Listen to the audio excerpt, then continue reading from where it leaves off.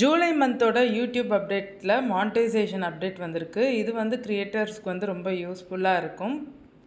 நம்ம சேனலில் unfortunately reused கண்டென்ட்டோ repetitive கண்டென்ட்டோ வந்துடும், திடீர்னு கூட வரும். சில நேரங்களில் வீடியோஸ் மூலயமாவும் ரீயூஸ்ட் அண்ட் ரிப்பிட்டேட்டிவ் கண்டென்ட் இருக்கும். சில நேரம் அவங்க எரராக தப்பாக வந்து நம்மளுக்கு வந்து கொடுத்துருவாங்க, தவறுதலாக வந்து ரீயூஸ் கண்டென்ட் சொல்லி கொடுத்துருவாங்க. அப்போ நம்ம மானிட்டைசேஷன் வந்து டிசேபிள் ஆயிரும். அதுக்கான ஒரு புது சொல்யூஷன் தான் ஜூலை 31 ஸ்டார்ட் ஆக போகுது. YPP பார்ட்னர் ப்ரோக்ராமில் நம்ம சேனல் வந்து YPP சஸ்பென்ஷனில் இருந்ததுன்னா அப்பீல் வீடியோ பண்ணுவோம். நம்ம அப்பீல் வீடியோவை பற்றி ஏற்கனவே டீட்டெயில்டாக நம்ம தனி தமிழ் டெக்கில் வந்து வீடியோ போட்டிருக்கேன்.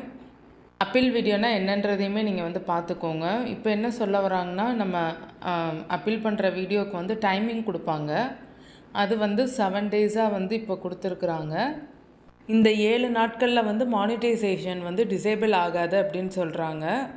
இதுக்கு முன்னாடி அப்பீல் வீடியோ நம்ம பண்ணையில் அந்த டேஸ் கொடுத்துருப்பாங்களே, அப்போ வந்து மானிட்டைசேஷன் வந்து டிசேபிள் ஆயிரும்.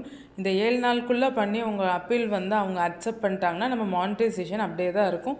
ஆட்ஸ் வரதான் செய்யும் நம்ம வீடியோவுக்கு. அவங்க அப்பீல் வந்து அக்செப்ட் பண்ணல, ரிஜெக்ட் ஆகிடுச்சுன்னா நம்ம சேனல் வந்து YPP பார்ட்னர் ப்ரோக்ராம் வந்து டிசேபிள் ஆயிரும், மானிட்டைசேஷன் வந்து டிசேபிள் ஆயிரும்.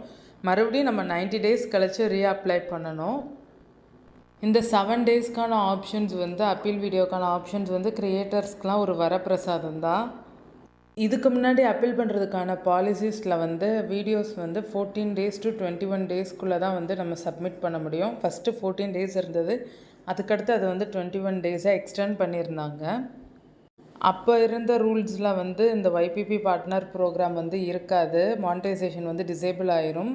அப்பீல் அக்செப்ட் பண்ணால் தான் நம்ம YPP ப்ரோக்ராம்குள்ளே வர முடியும். அப்போ தான் மானிட்டைசேஷன் வந்து எனேபிள் ஆகும் நம்மளுக்கு வந்து. அப்பீல் ரிஜெக்ட் பண்ணால் வந்து அப்போவுமே வந்து உங்களுக்கு 90 டேஸ் வரைக்கும் நம்ம வெயிட் பண்ணி ரீஅப்ளை தான் பண்ண முடியும். இந்த வீடியோ யூஸ்ஃபுல்லாக இருந்தால் உங்கள் ஃப்ரெண்ட்ஸுங்களுக்கு ஷேர் பண்ணுங்கள்.